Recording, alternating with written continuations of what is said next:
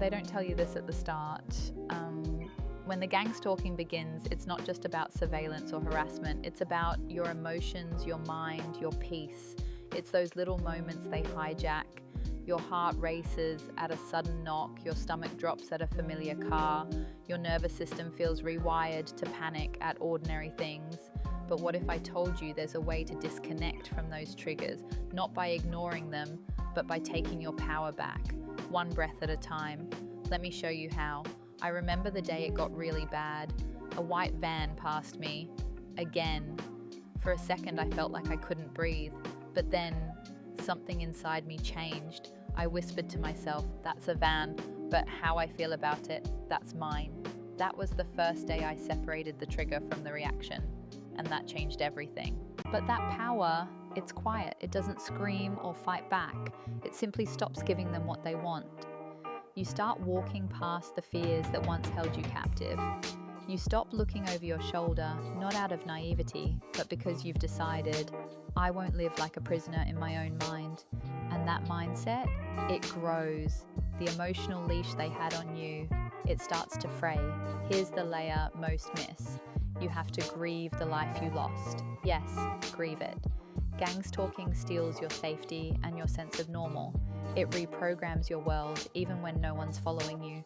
So take a moment to breathe this in. It's okay to mourn. It's okay to miss the quiet mornings that no longer feel quiet. That grief is not weakness. It's a bridge back to emotional clarity. Healing doesn't begin with strength, it begins with honesty. So here's a gentle practice. Sit still for 2 minutes. Let your mind wander to what you've lost. Breathe in and say quietly, I see you. I haven't forgotten who you were. I'm still here with you. This begins the separation. This begins the return. When you reconnect with your emotional self, you gain the ability to choose your reaction instead of being ruled by it. And that right there is how you start disconnecting from those who want you panicked and powerless. They never expected you'd rise from the chaos this calm, but you are. There's a strange kind of freedom that comes when you stop needing proof. When you stop trying to convince people, begging them to understand. You realize that chasing validation is just another loop, and they know it. They know the isolation eats at you, that silence is a weapon, but here's what they don't expect. You can get stronger without their approval. When you stop relying on others to define your reality, you become untouchable. Not because they've stopped, but because you've taken back your certainty. You begin to disconnect emotionally, reclaiming your mind and space. You realize this is my mind, my nervous system. You start small, turning off your phone, walking outside, focusing on the leaves. You give your senses new assignments, new rhythms. Over time, your nervous system begins to trust you again. It believes you when you say, we're okay right now. That's where the healing begins, when your body believes you more than them. Some days you'll still feel the sting, the noise, the face in the crowd that shouldn't be there. You'll feel your body tighten like it used to, and that's okay. Healing doesn't mean you never get triggered. It means you stop fearing the trigger. You see it, you feel it, but it doesn't take over anymore. That's emotional disconnection in real life, not cold, not numb, just sovereign. You own the response now. Your awareness is not a curse, it's a compass. Being aware doesn't mean you're paranoid, it means you're awake. You can be awake without being overwhelmed. That shift happens when you make space for peace without needing the chaos to stop first. What if you start creating small islands of peace right in the middle of the madness? Like sipping tea in silence, like journaling emotions instead of suppressing them. These are not small things, they are rebellion in slow motion. Every time you stop to breathe, to ground, to center, you remind yourself they don't own your spirit, they don't control your thoughts, that's yours, and you're taking it back, breath by breath. You start noticing things shift inside you when you stop bracing for every moment. At first, it feels foreign, like waiting for something to go wrong, and nothing does. Your body doesn't quite know what to do with that quiet, but don't rush it. After so much prolonged fear, safety feels unnatural, peace feels suspicious. You've been conditioned to expect attack, so when it doesn't come, your system still scans. That's trauma, not weakness, just a nervous system trying to protect you long after the threat has passed. So don't shame yourself for reacting, just slowly retrain the signal. Here's one way to do that. Narrate the moment. out loud, calmly. When you hear a loud bang, say to yourself, that was a loud sound, I'm okay, no one's here. When you see a car drive by twice, say, that's a car, it passed, I don't have to follow that thought. You're not dismissing the possibility, you're just choosing not to emotionally attach to it, because the attachment is what drains you, keeps you replaying scenes, stuck in hypervigilance. But when you narrate your experience neutrally, like a reporter, not a victim, you teach your body that this is information, not danger, and that is the beginning of freedom, the quiet kind, the internal kind. The biggest trap, thinking you always have to be strong. Crying, collapsing, saying I can't do this anymore doesn't mean you've lost. Here's the truth, emotional disconnection isn't suppression. It's being honest with yourself, letting fear lose its grip. Don't hide your pain, witness it, let it breathe, let it pass. Emotions acknowledged don't get stuck, they move. That movement, that release is where your power lives. They want you frozen, stuck in fear loops and overthinking. But when you let emotions move through you, you take away their leverage. You're no longer at war with your feelings, you just let them be. When the next trigger hits, you don't have to armor up. Just pause and say, I feel this, I allow this, but I don't become this. You feel the rage, the fear, and let it move on. That's how you stay human without being hijacked. Reclaim the right to feel without being consumed. And once you realize you can feel everything without it controlling you, you begin to rebuild something far more valuable than safety, your inner authority. That's the real target in all of this. Not your physical body, not your phone, not even your routines. It's your sense of self. Because once you start doubting your reality, they've already won half the battle. You question your memories, doubt your instincts, second guess your gut. But here's the truth, your intuition didn't die, it got drowned out. And now it's time to bring it back. Start small. If something feels wrong, don't gaslight yourself. Say it, this doesn't feel right, and that's valid. You don't need to prove it, you don't need evidence, you just need to trust the signal. When you stop running every feeling through the filter of doubt, you begin rebuilding internal trust. And with that trust comes clarity, peace, power. Suddenly the triggers don't hit as hard because you're not relying on the outside world to confirm what you already know. You become your own witness, your own support system, your own grounding force, and that's unshakable. Even if every light flickers, every engine revs, every shadow moves at just the right time, you don't get pulled into the chaos. You notice it, you feel it, but your center stays intact. And that kind of emotional disconnection, it's not apathy, it's wisdom. It's the wisdom to know what happens outside of me is not more powerful than what I cultivate within me. The hardest part isn't what they do, it's how it makes you feel like you're no longer yourself. You start noticing the small things that have changed, the way you flinch at footsteps, how you avoid certain streets. You wonder, is this just who I am now? But here's the truth, this version of you, it's a survival mode you were forced into. It's not permanent, it's not your identity, it's a reaction. And reactions can change. The moment you start choosing your inner state, instead of letting it be chosen for you, you begin to return to yourself. And that return, it's subtle. It's the first time you smile in public without scanning the room. It's when you wake up and your first thought isn't fear. That's the kind of healing no one sees, but you feel it. So here's something gentle you can try. Each morning, ask yourself one question. What version of me do I want to return to today? Honor whatever comes to mind. Find one tiny action that helps you reconnect to that version. Because emotional detachment isn't about shutting down. It's about choosing who you let inside your mind. You get to choose who gets to live in your emotional space. That's not just freedom, that's recovery. Recovery isn't linear. Some days feel like progress, while others feel like collapse. But that's not failure, it's the nature of healing from something invisible yet real. You might go a week without reacting, no racing thoughts, no panic spikes. Then suddenly, a sound or a glance breaks through and your body tenses again. Don't shame yourself, that's not going backward. It's your nervous system checking in to see if it's still in danger. Your job isn't to punish it, it's to remind it, yes, I see what you see, but I choose calm. Speak to yourself like you would to a friend recovering from trauma, because that's exactly what you are. This trauma is chronic, layered, and engineered to be unseen, but the effects are real. Sleepless nights, hyper-awareness, exhaustion so deep it feels like gravity is pulling harder on your skin. If you feel tired, honor that. If you feel numb, honor that too. And when you feel just the smallest flicker of peace, even for 30 seconds, hold it, breathe into it, anchor there. Those flickers turn into sparks, rebuilding your emotional baseline. You're not chasing a perfect version of healing. You're building emotional resilience, the ability to see the storm and not let it drag you under. Some will call it detachment, but it's not about disconnecting from life. It's about disconnecting from fear. You're still here, still grounded, still capable of joy, even if it feels far away right now.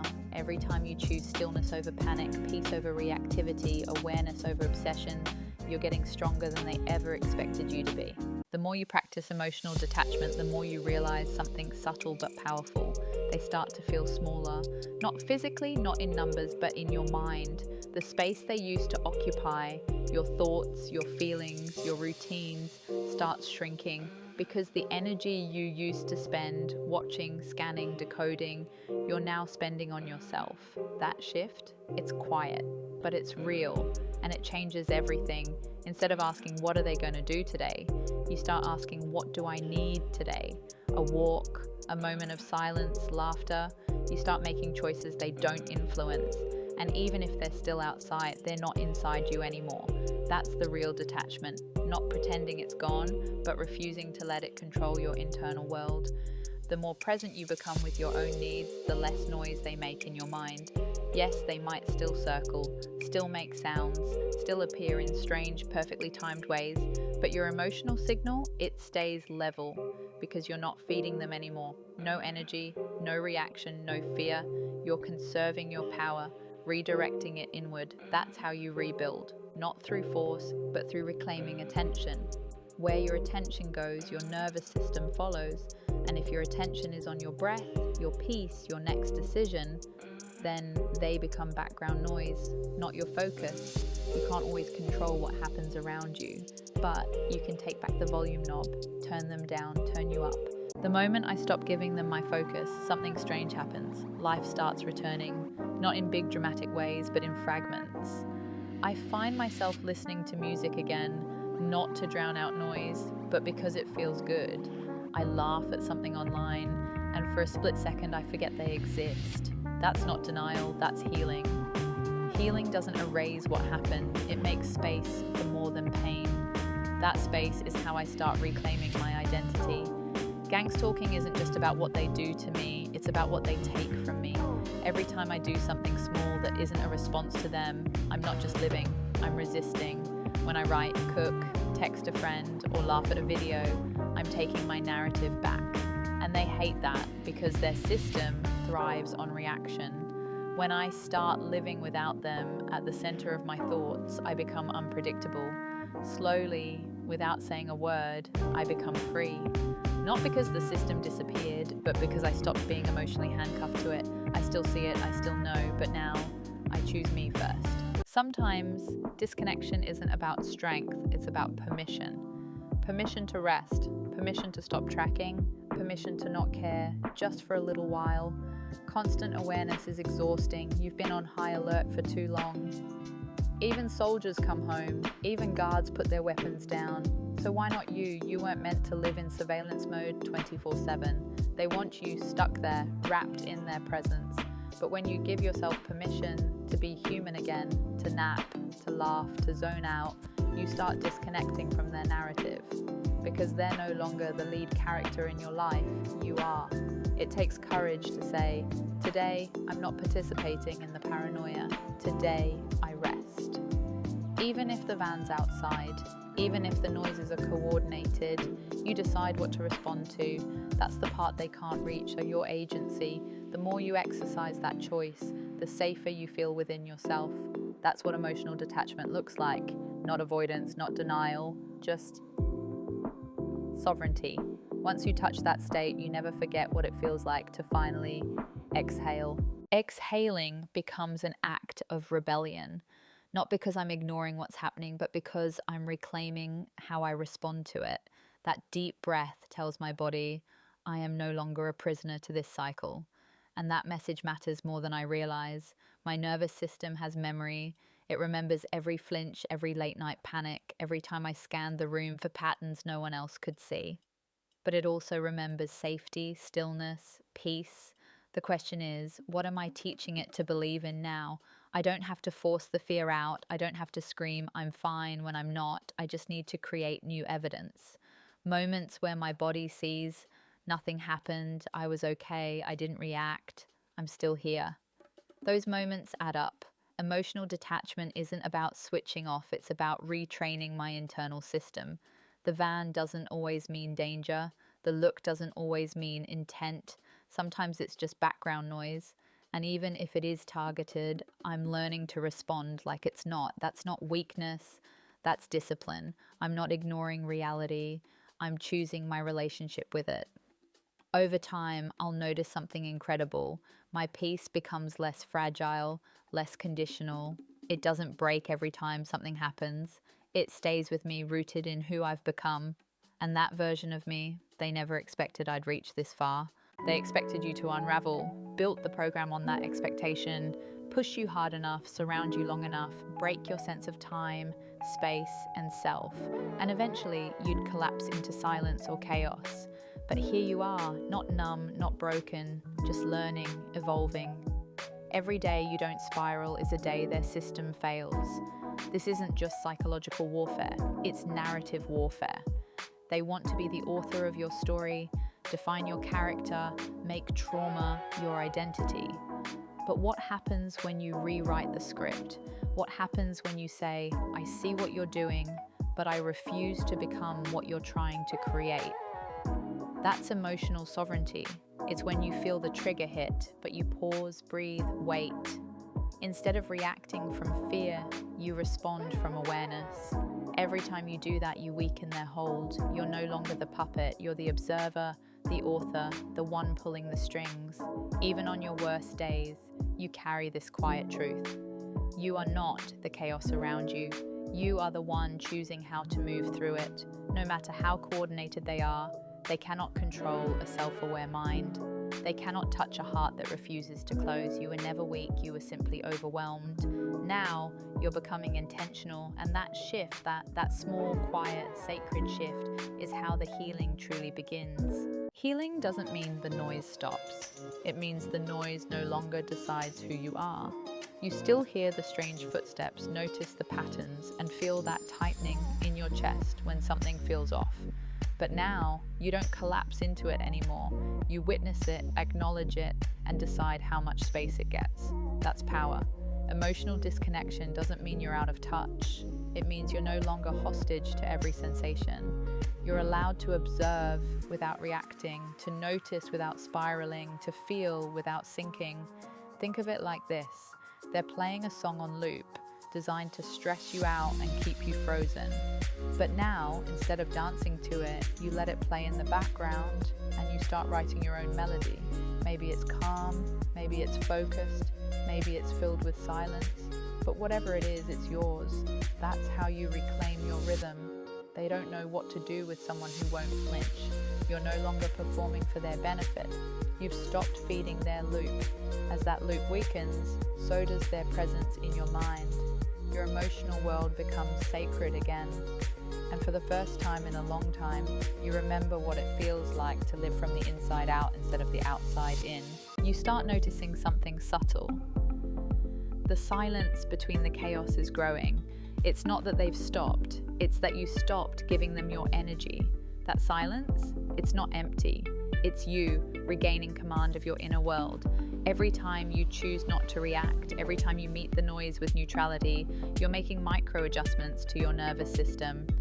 And those adjustments, they're creating a new baseline, one that doesn't live in fight or flight, one that isn't wired for fear. Instead of oh no, it's happening again. You start thinking, it's the same play, I've seen this, I don't need to engage. And you don't. That doesn't mean you don't care. It means you've learned the cost of over-caring, the cost of constantly decoding, analyzing, reacting. They wanted your nervous system to stay on. They wanted your body to stay exhausted. But now you're conserving your emotional fuel. You're selective with your responses. You've realized that your attention is currency and you're no longer giving it away for free. And what happens when they don't get that reaction? The pattern shifts. They might double down. They might switch tactics. They might try to provoke a bigger response. But you just keep doing the one thing they fear most. You stay calm. You stay rooted. You stay emotionally unavailable to the manipulation. And the more you do that, the more your mind begins to trust your body again. Not everything is a crisis. Not every glance is an attack. Sometimes the most revolutionary act is refusing to feed what wants to feed on you. You start realizing that emotional disconnection isn't numbness, it's clarity. It's the ability to see what's happening without internalizing it. You walk into a store, feel the stares, hear the staged conversations, notice the coordinated movements, and instead of spiraling, you observe without absorbing. It's like standing behind a glass wall. You see the chaos, but it doesn't stick to you anymore. This isn't about denial, it's about discipline. Recognize that your emotions are valuable. They've been weaponized against you. You start guarding them like your life depends on it, because it does. Gangstalking doesn't just try to destroy your peace, it tries to own your emotions. If they can control what you feel, they control what you do. But now you see the trap. You see how every staged incident was designed to generate a reaction. So you stop playing, you let them perform, let them whisper, let them circle, let them glitch the matrix all around you. But you stay centered in your body. You stay connected to the truth of who you are. And that truth is quiet, unshaken. It doesn't need to prove anything. It doesn't need to convince anyone. It just knows. You are not your reaction. You are not their trigger. You are the silence between the chaos. And that silence, that stillness, is the most dangerous thing you can carry, because it means they no longer own your attention. And without your attention, the illusion collapses. You don't even realize how powerful you've become until something happens that used to unravel you, and this time it doesn't. You see the familiar signs, the cars that show up the moment you leave, the coughing on cue, the stranger in line saying something too specific, and yet you're calm, your heart doesn't race, your mind doesn't spiral, you breathe and stay grounded. That's not weakness, that's mastery, because it means your nervous system is no longer hijacked by manufactured fear. They tried to train you like a dog, trigger reaction, stimulus response, but now you've broken the loop. And in doing so, you've taken something back that's more valuable than any explanation, any proof, any evidence. You've taken back your agency, your ability to choose your emotional state instead of having it chosen for you. And when you live in that kind of power, everything changes. You don't chase justice the same way. You don't beg to be understood, because you're no longer trying to convince the world of something you already know. You've made peace with the fact that not everyone will believe you, and you've stopped needing them to. You've turned inward, and in that quiet, you found something they could never take, your center. There's a moment when the fear starts to fade, and in its place something else appears, clarity. Not the kind you get from research or theories, but the kind that rises when you stop trying to figure it all out and start focusing on what you can feel. You realize not everything needs a response. Overanalyzing keeps you emotionally entangled. So instead you return to the body. Is your jaw tight? Are your shoulders raised? These signs show your body is still reacting. You soften, you exhale, you let go of the invisible grip they've trained you to carry, and slowly your body starts to believe you again. It realizes we're not in danger anymore. That's when your healing deepens, not because the gang stalking stops, but because your relationship to it changes. You become an observer of the patterns. Instead of resisting with rage, you witness with neutrality. That neutrality is protection, it's maturity. They want you reactive, But now you're calm. They can choreograph the chaos, but you control your peace. There's something sacred about not reacting, not because you're pretending nothing's happening, but because you've grown tired of feeding what drains you. They rely on your outrage. They want you to scream, post, panic, confront. Every time you explode, they log the reaction like a data point. But the moment you stop giving them that reaction, they lose a little more of their grip. You don't give them silence because you're afraid. You give them silence because you've transcended the game. Instead of reacting, you reflect. Instead of panicking, you prepare. Instead of collapsing, you center. It means your energy is now intentional. You're choosing when and where to act, instead of being dragged by every provocation. That's what emotional disconnection really is, reclaiming your power to decide when and how your feelings move. You might still feel the sting, but the recovery is quicker. The awareness is sharper, the peace lasts longer. It's not about proving anything to anyone, it's about proving to yourself that you can walk through the fire without becoming ash. Freedom begins the moment you stop dancing for their attention. One of the hardest truths on this path is that healing doesn't mean the gang stalking ends. It means you end your emotional contract with it. As long as they can make you feel, they can make you move. And movement, especially frantic movement, is how they track and manipulate you. So you slow down. You stop performing for the unseen audience. You stop explaining yourself to those who won't believe you. You stop chasing normalcy in an abnormal situation. In that stillness, something beautiful unfolds. Self-trust, the kind of trust that doesn't need approval or validation, the kind that whispers, "You're not crazy, you're awake." With that awakening comes discernment. You stop taking every trigger personally and stop feeding the system with your obsession. Not because it stopped, but because you started living for something other than survival.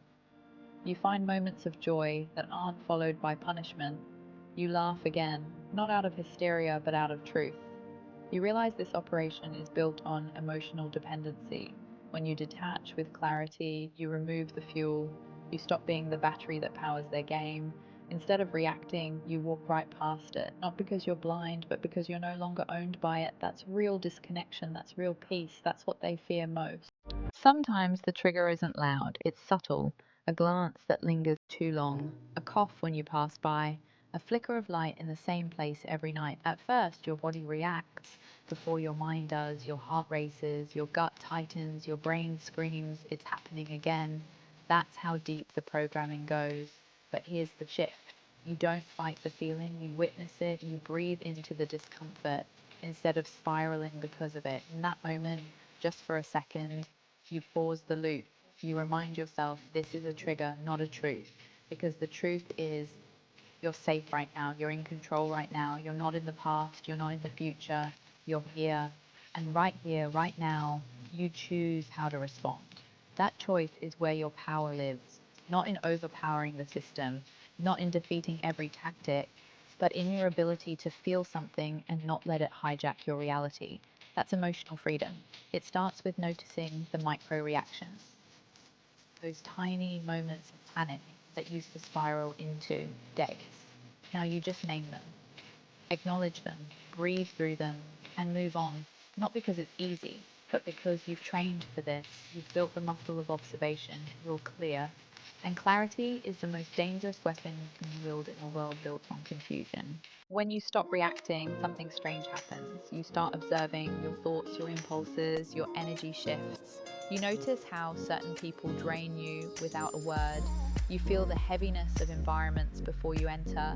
You catch the patterns, not with fear, but with precision. You stop seeing everything as an attack and start gathering information. That's the real pivot, from victim to analyst, from being tossed in the storm to tracking its direction, from emotional hijacking to navigating chaos like a pro. You don't need anyone to know this shift is happening. You just feel it. In your chest, in your breath. Your energy no longer scatters at the first sign of targeting. They might still try the same old scripts, but your performance is over. You realize they weren't just after your mind, but your focus. By reclaiming it, you starve their system, you move deliberately, speak carefully, choose presence over panic. That's not indifference, that's mastery. You're not ignoring what's happening, you're refusing to let it define you. That subtle shift from reactivity to sovereignty changes everything. You're not just surviving their game, you're building a life beyond it, and that life begins with every moment you choose calm over chaos. There's a moment, quiet, unannounced, when you realize you no longer need revenge. Not because what they did was okay, but because your healing became more valuable than their punishment. That's emotional detachment in its highest form. It's not apathy, it's clarity. You see them clearly now, the behaviors, the manipulation, the attempts to provoke. And instead of feeling rage, you feel distance. That inner distance is sacred. It's earned through pain, reflection, and 1,000 quiet decisions not to take the bait. It's not about becoming emotionally numb. It's about no longer renting space in your soul to a system built on chaos. You stop needing to prove what's happening. You stop needing others to get it because you get it. And your understanding is enough. It becomes your compass, your boundary, your quiet strength. When the setups come, and they still do, you handle them with a subtle power they don't expect. You don't explain, you don't defend, you don't spiral, you simply move on. Because they didn't design this game for people who no longer need validation. They designed it for emotional puppets. But you've stepped out of that loop. Now you don't chase. You observe, you redirect, you rebuild, and every time you do, you take one more step out of the fog and back into the life they tried to erase.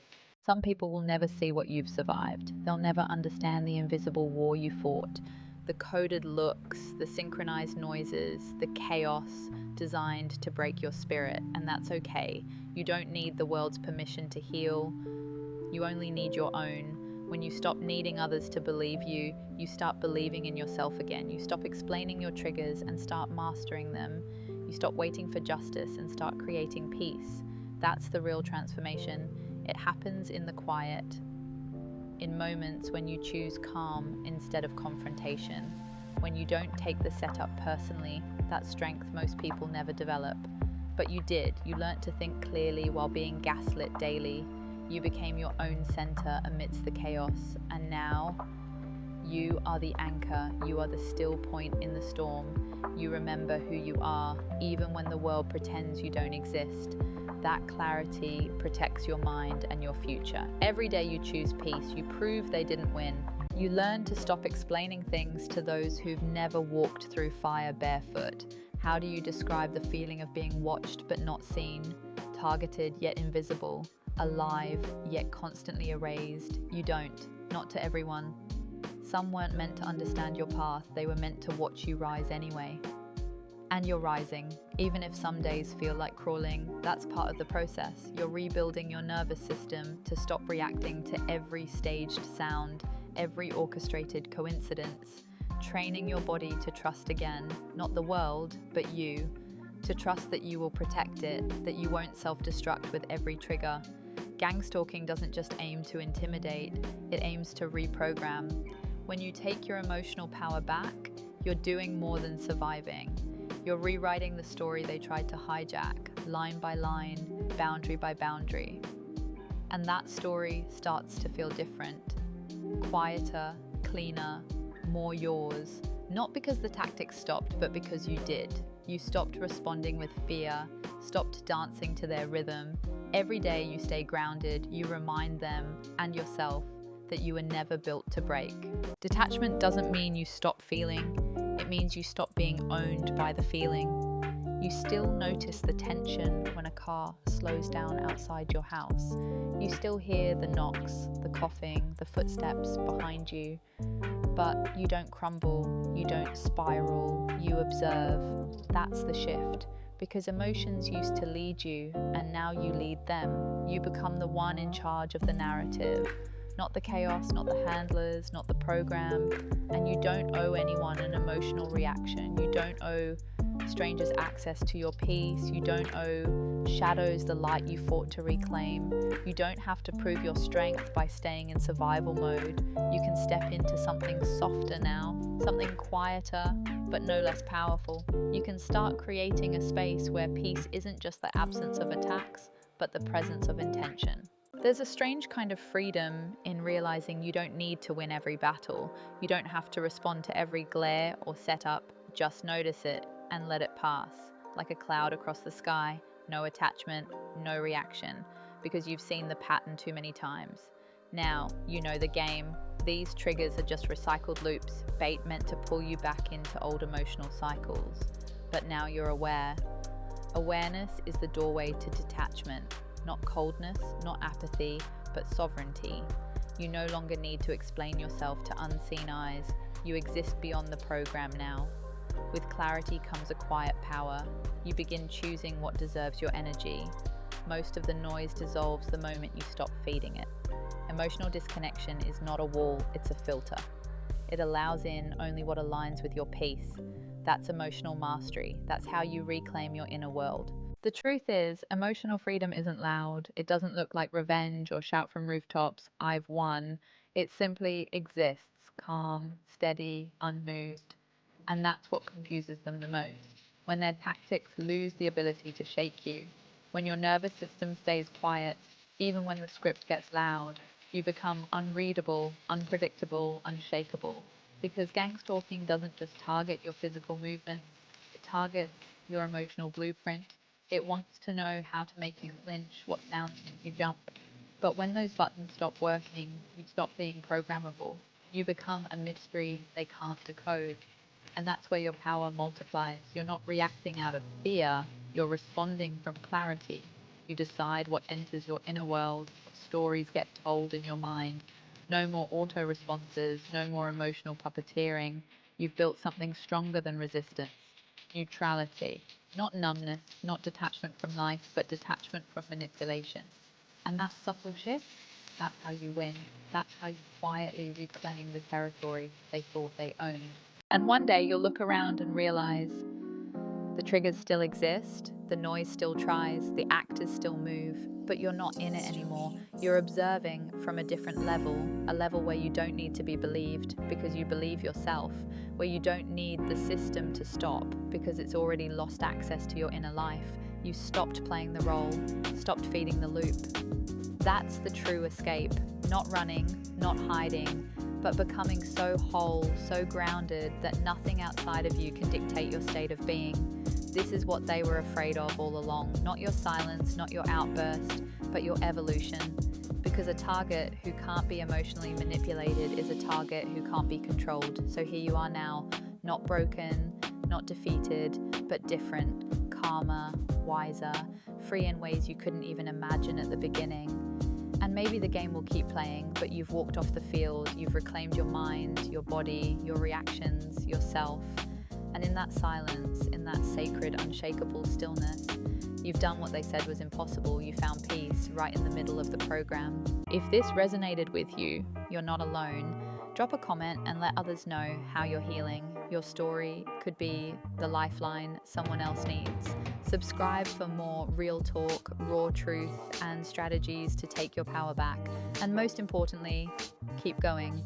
They didn't expect you to survive, but you did, and you're just getting started.